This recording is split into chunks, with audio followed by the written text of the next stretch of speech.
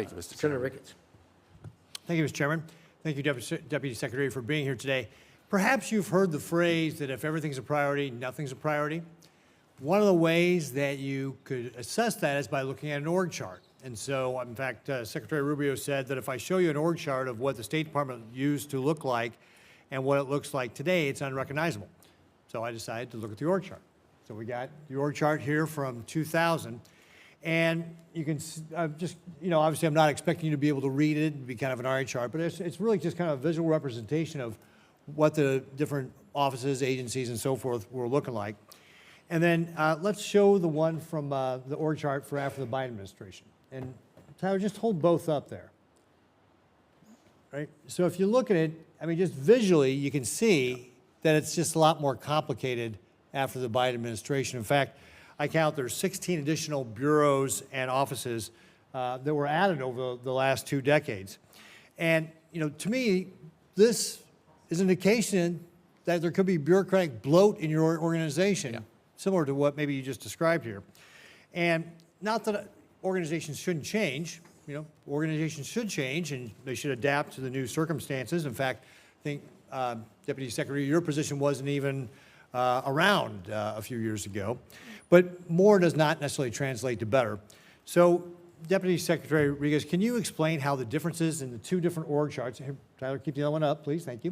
Can you explain how the 2 different, the illustration of these 2 different org charts kind of demonstrates the challenge the State Department has long faced in terms of efficiency and agility, and how your proposed reorganization is going to address this? Thank you, Senator. I appreciate that question.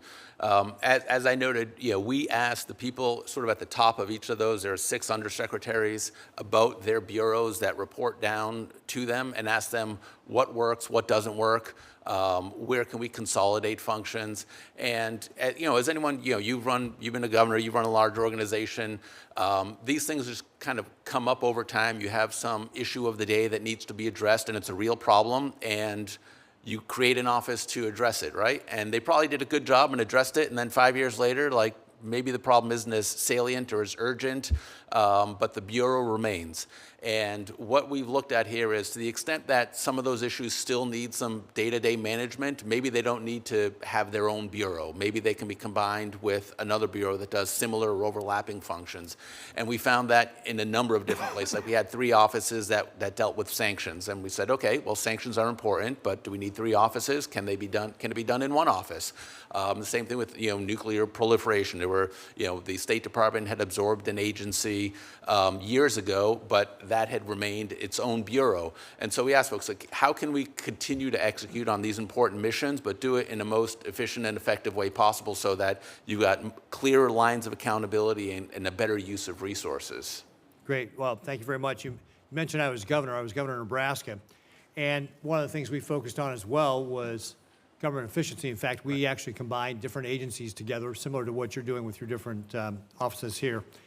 One of the other things we did is we trained 30,000 people of our state teammates in Lean Six Sigma, which is a process improvement methodology we've discussed. It's used in the private sector to eliminate waste, redundant steps, reduce costs, and improve service. Because of that investment, we were able to save our state teammates 900,000 hours of their time by finding simpler steps, so we reduced the amount of time it took them to do things, and save taxpayers $115 million. The private sector has competition to drive that. Government obviously does not.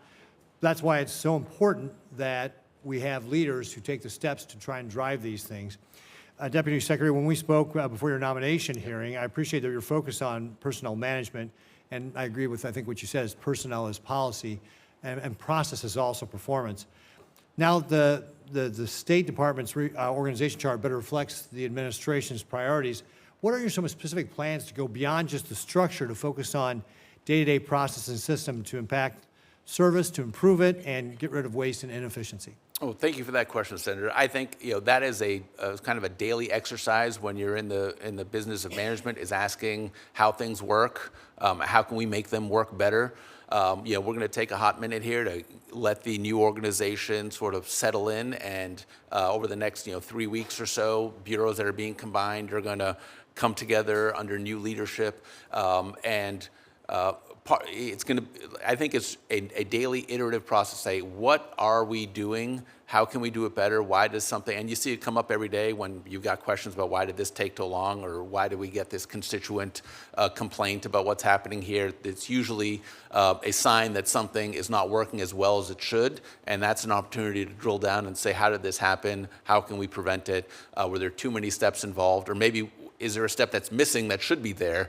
And I think it's just a constant evaluation about what is the ultimate goal we're trying to do in each of these areas, whether it's an OBO building, safe, secure buildings at a price to the taxpayer that we can justify, or whether it's, delivering on passports to Americans. We're doing that in under 2 weeks now. The standard is like 4 to 6 weeks, so I think we're doing a good job there. But there's always issues that come up that people come up with, with constituents who have visa issues, or how are we dealing with our trading partners. That's a big thing that the president has really led the way on, and where the State Department is going to be right behind him, making sure that we're able to deliver for American businesses and American workers, and also onshore some of these critical national security functions and supply chains as well. Right.